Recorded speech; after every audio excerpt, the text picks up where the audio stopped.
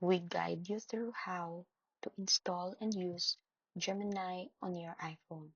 So the first thing you need to do is to open your App Store and search for Google Gemini.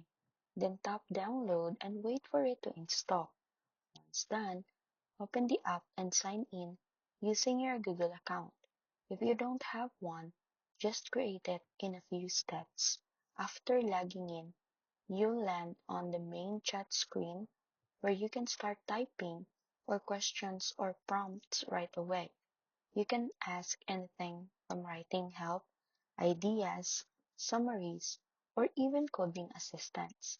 To get better results, be specific with your prompts. You can also tap the microphone icon to use voice input for faster interaction. Explore settings to customize preferences like theme or notifications. And if you want to use it smarter, try giving step-by-step instructions or context so Gemini gives more accurate responses.